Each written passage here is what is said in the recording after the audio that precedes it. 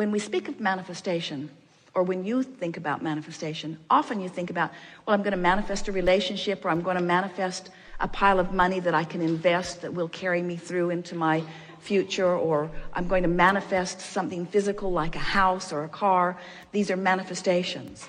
And certainly they are all manifestations. But what manifestation really is, in the truest sense of the word, when we hear you use the word and we know what you all mean when you use it, and we take all of that together, what manifestation is this moment in time. This is the juncture where the focus of you and the focus of who you really are is converging. So in this moment, the manifestation is being allowed by you to have a full infusion, conscious, deliberate feeling infusion of the source within you, or a lesser degree of that you've got pinched off. So really, the manifestation is now. It's now. The fire alarm was a manifestation. Where you're sitting is a manifestation. All of this equipment that has been gathered for the benefit of this exposure to the world, it's all a manifestation. The fact that you're in this chair is a manifestation. The fact that we are here having this communication with you is a manifestation. The merging of your mind and our mind and their minds is all a manifestation. But the manifestation is nothing without the emotion that is wrapped around it. In other words, everything that everyone wants, whether it's a material object or a state of being or a pile of money or a relationship, or it doesn't matter what it is, everything that everyone wants, they want because they believe they will feel better in the having of it. You just know that. You want to travel because you think it will be fun. You want a conversation with that person because you think it will be uplifting. You want to watch that sport event because you think you will enjoy it. In other words, everything is because you understand at very deep levels the importance of this manifested moment where you're having an emotional response. So to separate the emotion from the manifestation makes the manifestation meaningless. The emotion is everything about it. So when you make it about the emotion over which you have complete control, it's like sneaking in the back door, because when you find the emotion, in the past we said, when you find the feeling place of what it is you want, when you find it and practice it and know it and own it, so that it's not iffy, it's not maybe, and it's not contingent upon what they say or what happened. It's not contingent upon the cooperative components that come together. It's contingent only upon your desire to feel it and your determination to feel it and your ability to find it and feel it. When you get control of your manifestational emotion, you've got control of everything.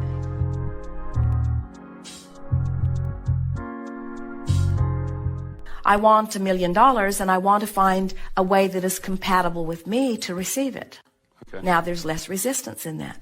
You say, I want $1 million, and I know that there are a lot of people who have $1 million who got it in a way that would not be uncomfortable to me. When you talk about what you want and why you want it, there's usually less resistance within you than when you talk about what you want and how you're going to get it.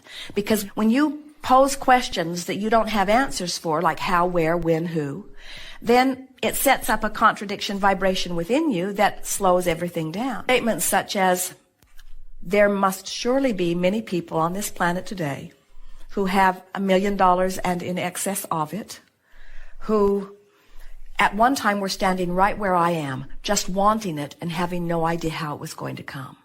Feel how resistance-free that statement is. Even though you don't know how or where or when or who, if you know what, and you've talked about why you want it, and you've practiced the thought of it until it's starting to feel very familiar to you, what begins to happen is things that couldn't happen to you now begin happening, and ideas that wouldn't even occur to you now begin to occur to you, and rendezvous with people that you don't have access to now begin to happen. And when your million and many more come to you, you will wonder where it always was. And so when you start imagining having $1 million, and we're going to play here with you for just a little bit, but when you start imagining what that means, And we don't want you to just get $1 million and stop. You're going to want $1 million always at your disposal. You're going to want to spend that and have another on its heels, because we promise you, once you get used to millions of dollars moving through your experience, $1 million won't last you very long. So what is it that we are wanting you to trust in? The fact that you can be or do or have anything. How is it that we want you to approach it? Slowly and gently. We want you to be happy with where you are. You have to make peace with where you are. And that's why we're talking about these emotional journeys. You got to talk yourself into a different vibe, and then different things will come to you. You got to talk about what you want. You got to tell it like you want it to be. You can't face reality and have reality change in any way. You've got to face the parts of reality that you love and fill in the gaps with things that you get from your imagination or from your expectation. And before you know it, you see, so here you are, and you've got a lot of good things in your life which you accentuate and talk about and appreciate and make lists of. So you make lists of positive aspects, and you get on rampages of appreciation, and you look for good wherever you see it, and you feel good as much as you can. And then you have goals that you don't know how you're going to achieve. So then you fill those in with imagination and visualization and pretending. And then as you start doing that, you'll have a dream about it that makes it feel more real. Or you'll meet somebody that's really living that way. Or you'll turn on the television and somebody will be talking just like you've been imagining. Or you'll pick up a book, or you'll hear another interview. In other words, the universe will help you to rendezvous with whatever the vibration is that you've finally achieved. And little by little, you just work yourself in to where you've filled in the gaps that you're not now living with your vibration as you've used your imagination. The universe does not know the difference between someone who has $1 million and someone who just feels like they have $1 million. And when you feel like you have it, your vibration is such that law of attraction must line you up with things like that. And that's true whether you're talking about relationships, whether you're talking about building of empires, whether you're talking about attracting people to help you in your business. It doesn't matter what it is. You've got to find the vibration of it, and you've got to practice the vibration of it until the vibration of your desire supersedes the vibration of doubt. And when the vibration of your desire supersedes your vibration of doubt, bam, it happens. And then you say, where have you been? You say, I knew you were coming. I could feel you. At first, I just felt hopeful that you'd be there. But eventually, I started really trusting that you'd be there. And then, not very long ago, I knew you'd be there, and there you are. But the things you want can't come until you achieve that knowing. And that knowing doesn't come easily because you've been practicing not knowing. So you really have to get to the place where you don't talk so much to people who don't understand. And you talk to those who do understand. Or you just keep your own counsel. There's no reason for you to experience anything less than what you want. And if you have the ability to imagine it, this universe has the ability to give it to you. Knowing it, knowing that you want it, asking for it, is step 1 and step 2, because you've asked and the universe is given. Now you just have to get out of the way.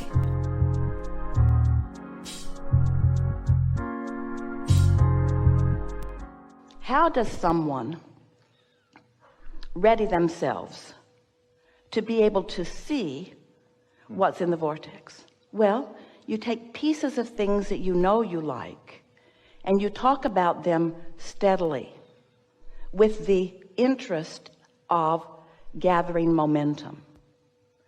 So you take a subject of importance, and you don't try to make it more than it is, and you don't try to make yourself believe it more than you do. You just take something that you already believe, that already makes you feel good, and you focus upon that until momentum begins. And you can feel yourself then, literally, we're not kidding you about this even a little bit, following this stream of impulses and thoughts that come to you. It's like a treasure hunt. But the thing that is most interesting about it is that you have put all of the treasures there. You just don't recognize them in their current form. And the reason that you don't recognize them in their current form is because they have amassed with the other things that you've asked for. And law of attraction has gathered the other cooperative components to them. And in the process of all of that, they have become so much more. You want to find just anything that is easy for you to feel free-flowing and joyful about. And just for a little while, give that your undivided attention. Trust that you've already put it in the vortex, and trust that it is in the process of becoming. And then think only about things that feel good to you. And the more you focus upon what makes you feel good, then the more momentum you gather about that. And the more momentum, the more establish the connection. So you can find anything that you can focus on that makes you feel good will allow this same evolution. Abraham, I know that you want me to be excited about the feeling. You don't have it, and you're disappointed that you don't have it. You can't get it. You've got to find a way to be ready, to be ready, to be ready, to be ready, which means you got to find a way to be satisfied where you are, and then satisfied with where you are, and then satisfied where you are, and satisfied with where you are. And we know when it bursts into that manifestations where you and everybody can see it, that's going to be an extra big satisfaction, but it's going to be pretty short-lived. And so in order to live happily ever after, you have to get into that realization that this is satisfying, and this is satisfying, and this is satisfying. And you can have so many things that are in different stages of maturation that are satisfying you on different levels, and then they begin dovetailing with one another until you begin to realize that you have in your hands the leverage of this energy that creates worlds, and that it is working for you. That's how the big things that you were born to experience begin to happen.